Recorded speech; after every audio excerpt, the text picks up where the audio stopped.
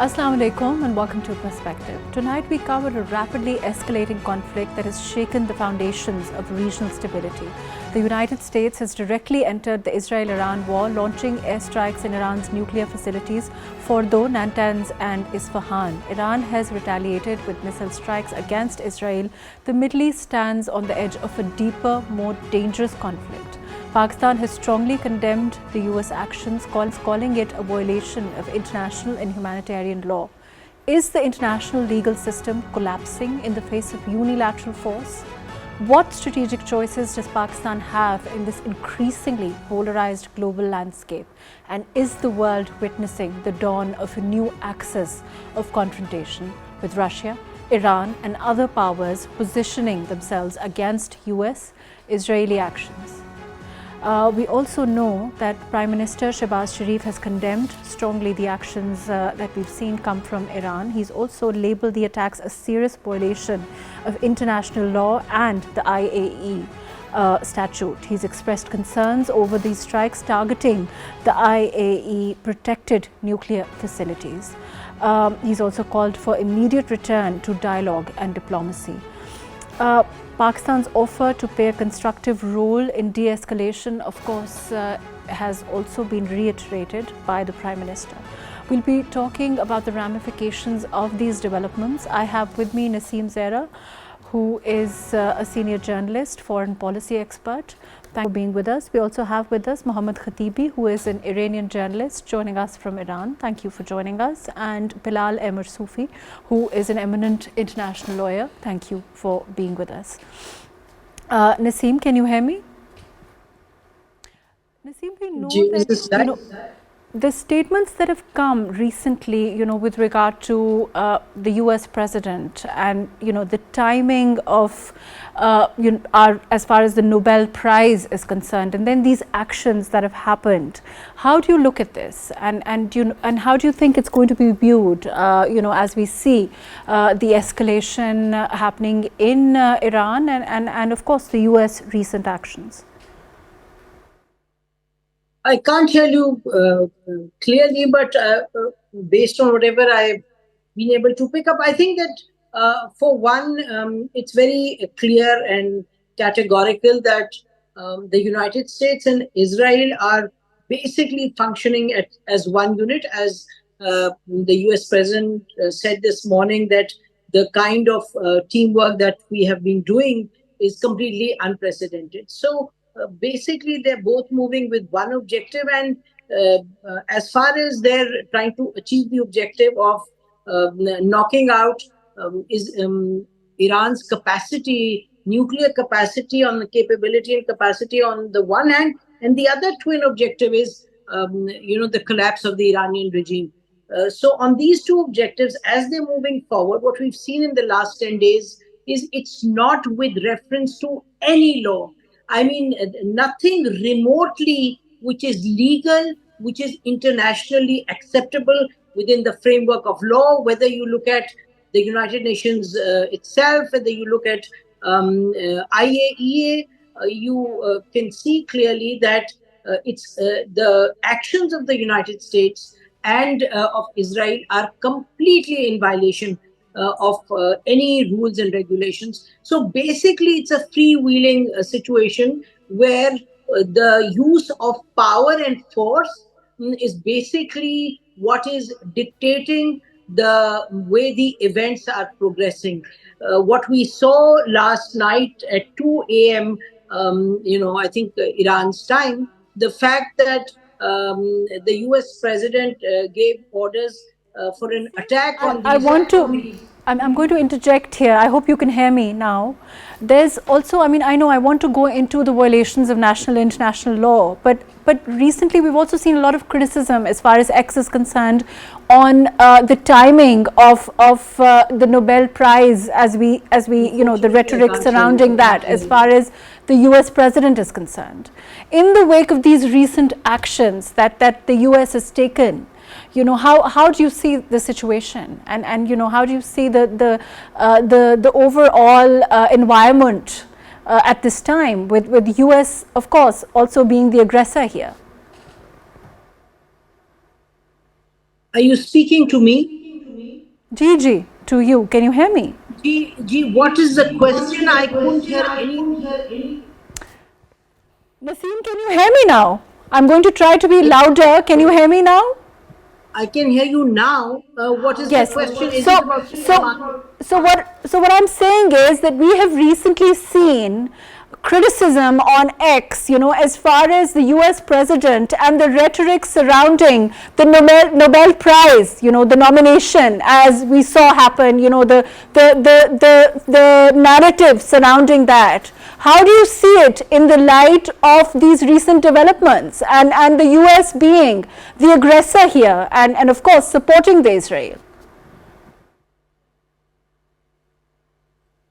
Unfortunately, we'll have to redial. I can't understand a word of what you're saying. Unfortunately, are you asking me about Pakistan's policy? Or are you asking me? Yes. Pakistan's policy vis-a-vis the president of the US and these recent actions that we've seen. Okay, so if you're looking at Pakistan's policy towards this current situation, I think Pakistan's policy has been very consistent and principled from the day go as far as Iran is concerned. Pakistan has been in the lead on the diplomatic front in terms of being critical first of Israel as an aggressor and in violation of all the laws on the book. Pakistan also not only passed resolutions in the parliament here. Pakistan's prime minister took a position, public position. Pakistan's foreign minister, deputy prime minister took a position at the UN Security Council, where we are members of the UNSC. Pakistan was again very clear and categorical in terms of Israeli aggression. In fact, Pakistan went to the extent, as so far as to say that because some in the Muslim world haven't not taken strong and clear positions against Israel's aggression in Gaza, it basically emboldened Israel to do what it is doing in Iran. There But has been. Naseem, but Naseem, first of all, I'm going to ask you if you can hear me before I ask the question. Naseem, can you hear me? I think we're going to have to reconnect. Can you hear me now? Naseem, can you hear me now? Okay, as far as the position of course the Prime Minister is concerned, there's a reiteration of Pakistan's offer to play a constructive role in this de-escalation that stands even as we speak.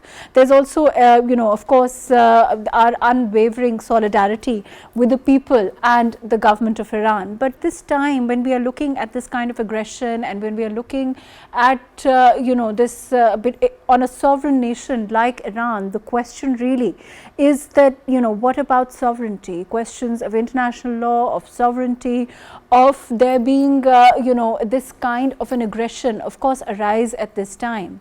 And of course, the futility or the importance of organizations like the United Nations, the UNSC, of course, there has been a session that's been called.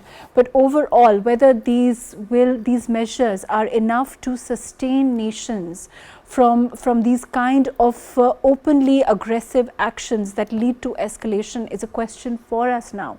That is going to be extremely important in this world today, in this order today, following the wake of course, what we saw happen, we are seeing happen in between Gaza and Israel, and now, of course, as far as Israel and Iran is concerned. And at this time, the situation when we are looking at Iran openly responding with more missile attacks, and the position of the US, of course, we'll also be talking about within the US. When we look at the situation, there is division. There is openly, some 60% or so don't condone the actions of the US president at this time, which are going against a lot of his supporters. Of course, Democrats and the Republicans both seem not to favor what the US president is undertaking as far as support of Israel and this escalation in Iran is concerned. So what will happen in the next couple of weeks with this kind of aggression, and whether the US president expects, like he has in the past, for those that support him and of course to fall in line with his dictates and his view of how he sees his relationship with Israel, and how he sees this as this as a continuing war, and of course the preparedness of Israel as a nation that can sustain a prolonged war at the hands of Iran. All of those are going to be extremely important factors in the next couple of weeks. As we speak, we'll also be talking to Mohammad Khatibi, who is an Iranian journalist in Iran, and he's going to be telling us in detail what the situation is there after a short break. Please stay with us.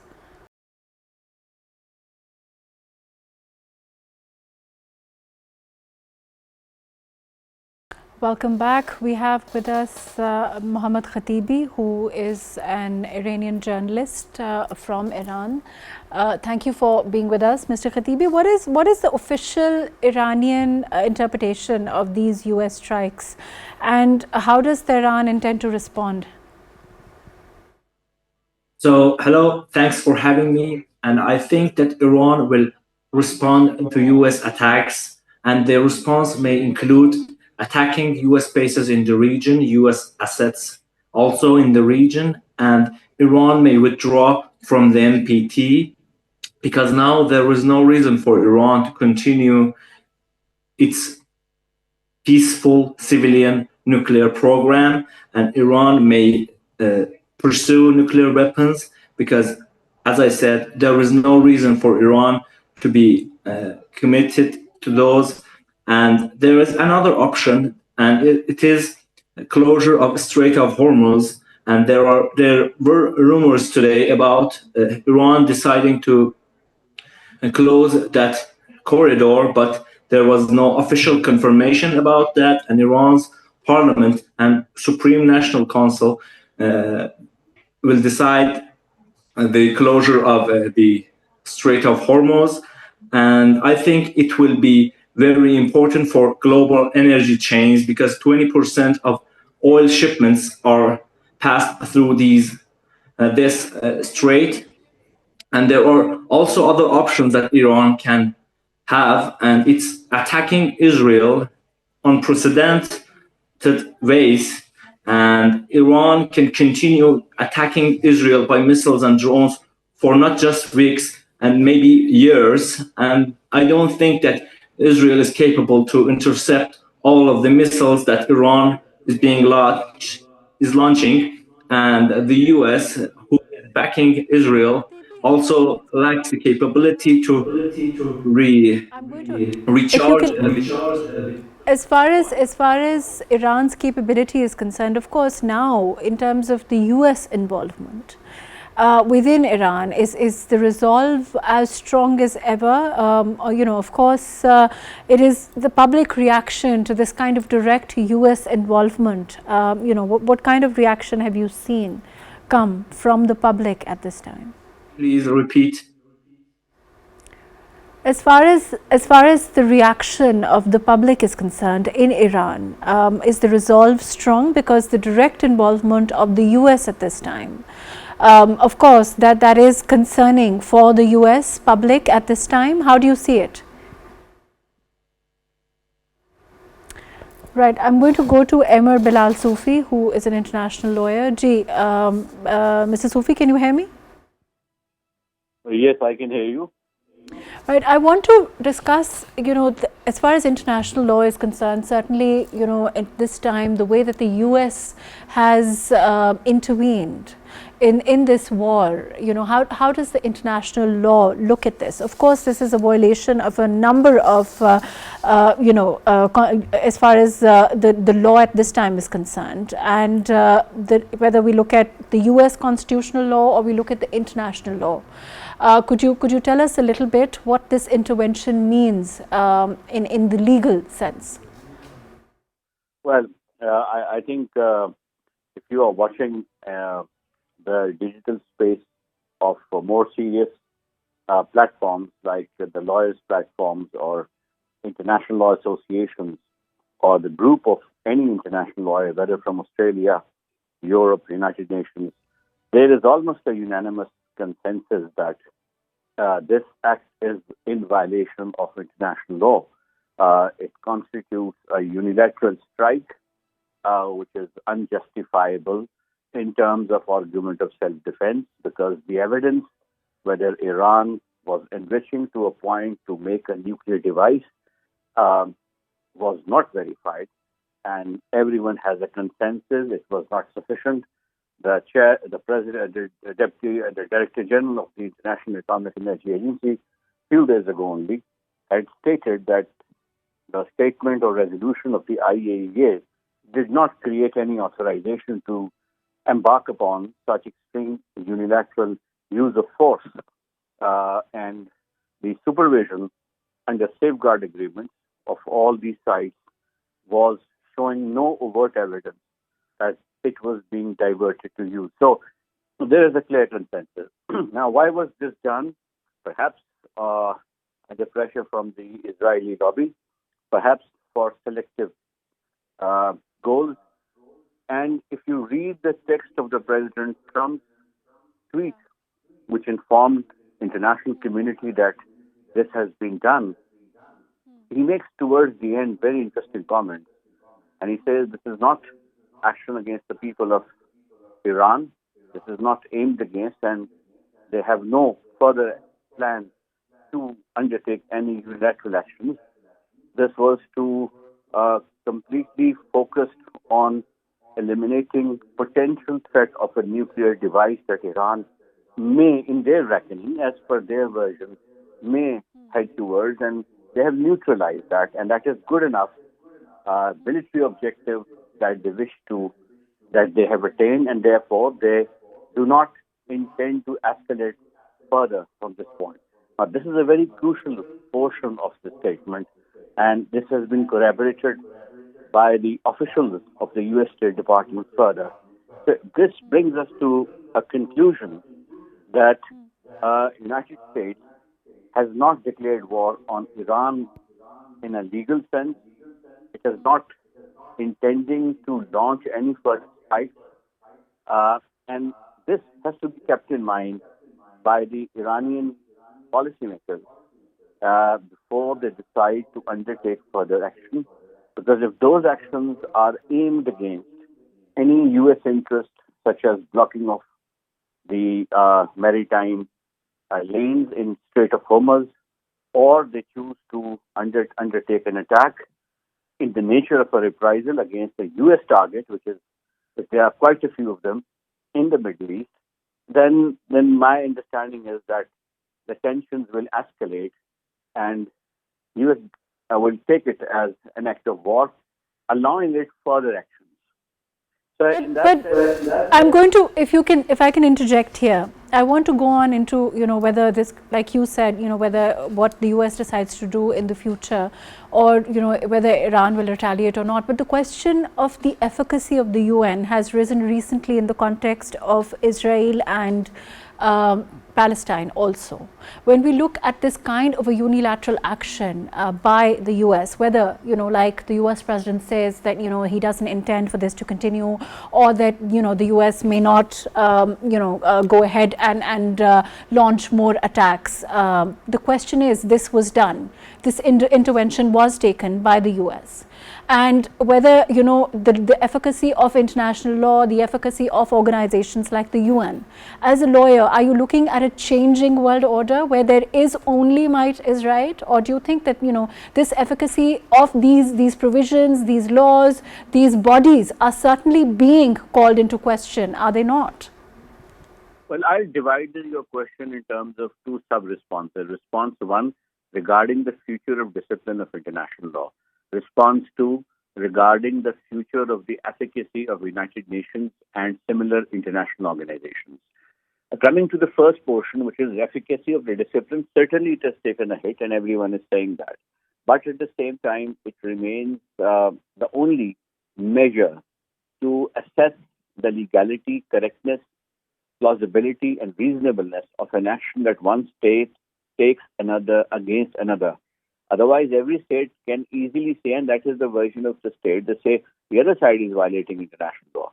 So international law is in the nature of a discipline that provides a criterion for anyone to make up his mind whether this state is violating a certain norm, a certain precedent, a certain customary framework which is represented in treaty. So the significance of international law will continue. Please remember the criticism of the U.S. government, the criticism of Israel is by anyone, whether they are powerful or less powerful, developed countries or less developing countries, is primarily based on the efficacy of this discipline and the clarity this discipline of international law provides in determining what is right and what is wrong at a global nation. Now, coming to United Nations, yes, it has suffered. It has failed its primary objectives in case of India and Pakistan. The holding of the in abeyance of Indus Water Treaty is a very important test. How to prevent further escalation in the subcontinent was a very important test. And now this particular series of episodes between Iran and Israel, and now between U.S. and Tehran, is yet another challenge which has been posed to the institutional stability of United Nations, and that's what the Secretary General of the United Nations himself says, and that is what international lawyers are saying. I think what is coming up is an alternative system which is kind of co-sponsored by the China and the Russia, and you see its framework coming up at SCO, which is Shanghai Cooperation Organization.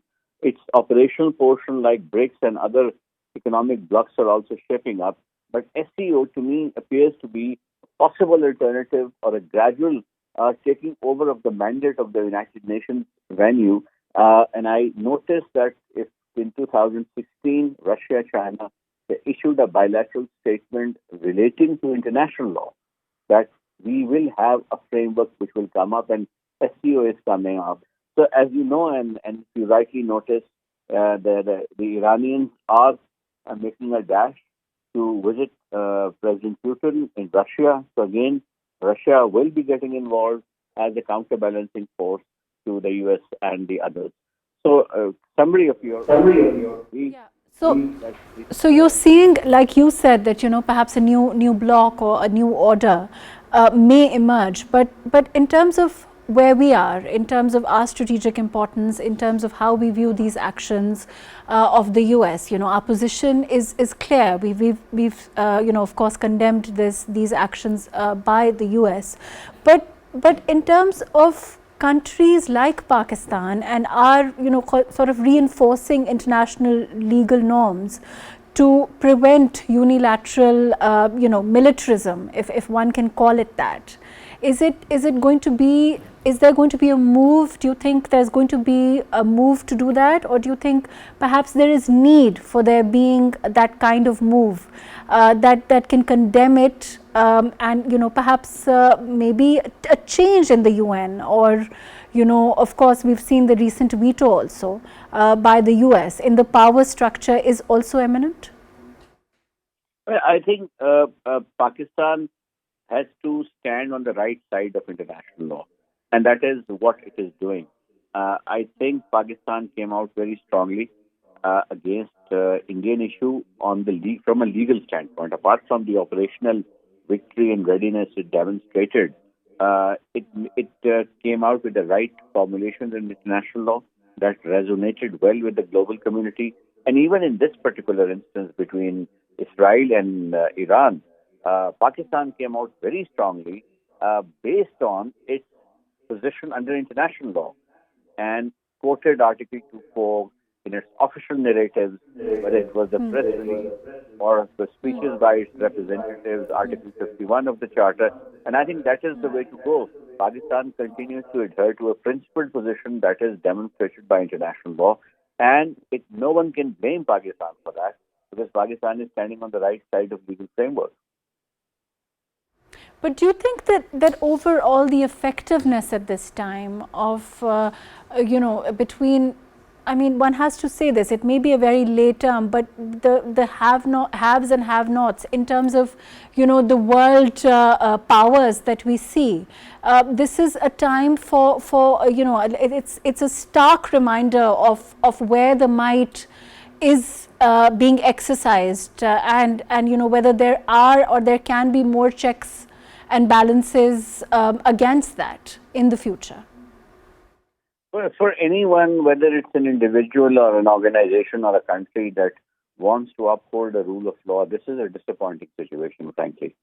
That a country which apparently championed the cause of human rights, self-determination, America itself, I'm talking about, is directly violating its own pledges under international conventions. I mean, International Covenant on Civil and Political Rights, Geneva Conventions, laws of war, laws of protection of civil liberties have been championed, drafted, prepared by American lawyers. We know a battery of international lawyers who specialize in these areas, and yet, despite having that critical mass in Washington, in New York, in their top universities, they could not prevent the policymakers in the U.S. to completely act against those laws that they have been making, championing, and trying to enforce for last 70 years towards the entire world, and keeping record of countries which are violating laws and international laws, and they themselves are violating it outrightly by this administration. I think this administration is also a very unique happening to the U.S. and what we notice even from the domestic environment, where they've taken on universities, they've taken on immigrants, they've taken on the foreign students, things which have never happened in the United States earlier, that foreign graduates, foreign students in universities like Columbia, Harvard, had to go to legal offices to get interim exemptions so that they can... Mr. Soofi, if you can please stay with us a moment, I'd like to come back to you. I'm going to go to Iran, to Mr. Khatibi, and then back to you. Mr. Khatibi, can you hear me? Yeah, I can hear you. Okay, Mr. Khatibi, I want to, we were earlier talking about the resolve in Iran and what the situation is with regard to the US involvement now. Are the people, because certainly when, a country like the US, when they get directly involved in this conflict, what is the resolve of the people in Iran at this time? Of course, are they fearful of this kind of intervention? What do you foresee in the terms of the reaction of the people at this time? So we are a strong nation, and people here are urging the government to respond to the US aggression against its sovereign territory and Iranian soil.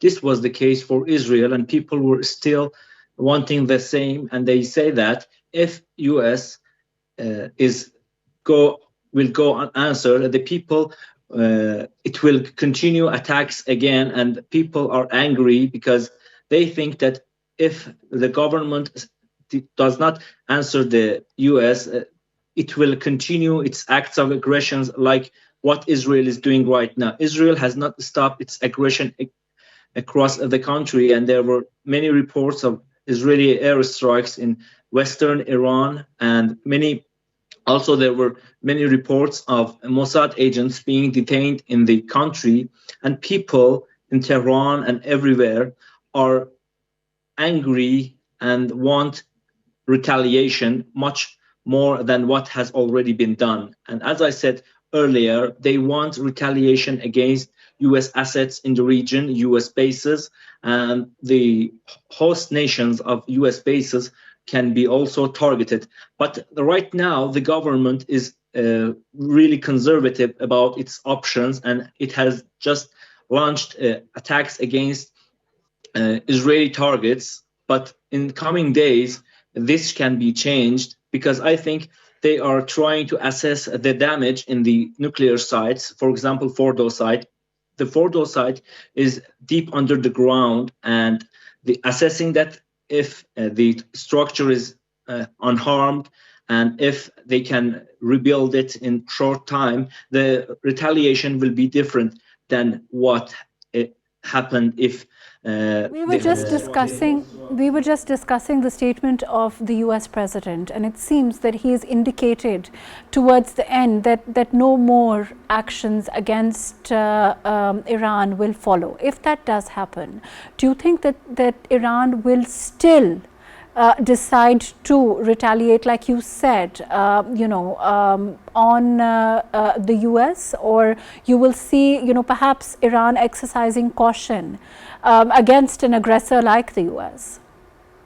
US has changed its rhetoric since Trump take office. First of all, at first he said that Iran should not have nuclear weapons, and he said that we are negotiating a nuclear weapon was the red line.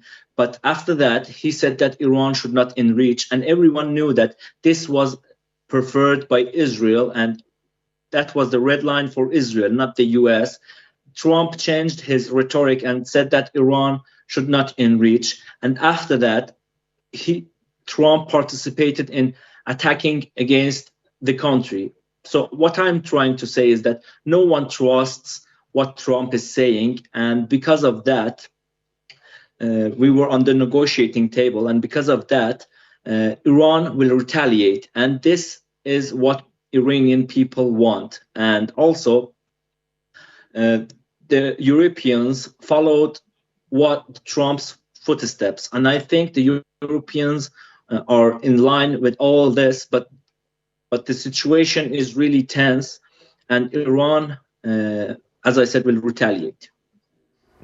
But do you think that Iran is ready for the kind of retaliation that you're talking about again against a country like the US? Because Israel is one thing, and we were talking earlier about how a prolonged conflict of this kind perhaps Israel can't afford, but a country like the US with Iran taking on the US. So I don't think that the people in the US want an indefinite war, because Trump came with America first rhetoric and said that he wants to end wars, but he started more wars than anyone else.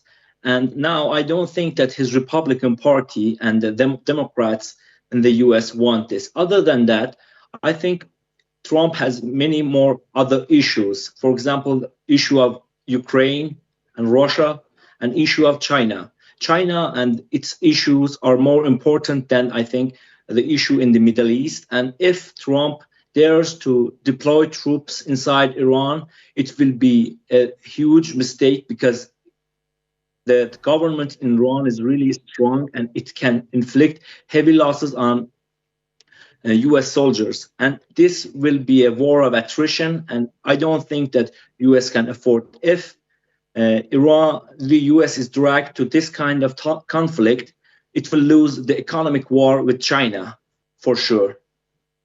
We are also looking at the foreign minister, the Iranian foreign minister at this time. He's of course on, continuously meeting country heads, and we also, he's, I believe, in Russia, or scheduled to be in Russia. What do you hope, and what does he hope to gain from these visits at this juncture, when of course Iran is in the middle of this escalation? China and Russia are good friends of Iran, and we have very good bilateral ties with Russia and China, but I don't think that they can sacrifice much, because they have their own problems. For example, Russia is engaged with Ukraine, and its resources are focused on that front, and I don't think that Russia is capable to do anything much in terms of military for Iran, but it can be helped in the UN Security Council by vetoing every resolution against Iran, and it can help the other in General Assembly. It can help to condemn the Israeli acts of aggression against Iran. That same goes to China, and I don't think that China wants to engage with a war with the US, but it can be helped by providing resources and economic aid to Iran, and that will help. And I think that this can happen also in the United Nations Security Council by help of China. They can do they can both do the same in the Security Council and defend Iran against Israeli acts of aggression. Right, fair enough. I'm going to come back to you. I can, if Mr. Soofi, can you hear me? Yes, I can hear you. I'm running out of time, but I'd like your opinion as far as within the U.S. We were earlier talking about the situation with the U.S. and how this administration is unique in a lot of ways. As far as the situation within the U.S. is concerned, it seems that the Democrats and the Republicans also, at least 60% do not enforce, do not support the decision of the US president. Do you think that it can make a difference to how the US president decides to proceed at this, even from here? Because 2 days ago he was talking about 2 weeks, and then we saw this escalation. We know that he's somewhat erratic in the kind of decisions that he takes. But what do you foresee? Well, obviously that thing apart, but I would like to advise the colleague from Iran or the government of Iran or the people of Iran, while there may be a demand to attack the U.S. targets, I would strongly advise to seriously reconsider that and not to attack the U.S. Assets or whatever in the Middle East or elsewhere, and undertake a much, because the entire world is standing with them. This has made them a victim. They have gained an enormous standing globally. IAEA is supporting them. UN Security Secretary General is supporting them. International legal community is supporting them. And that support is going to be very valuable for Iran in days to come if it exercises restraint at this point in time.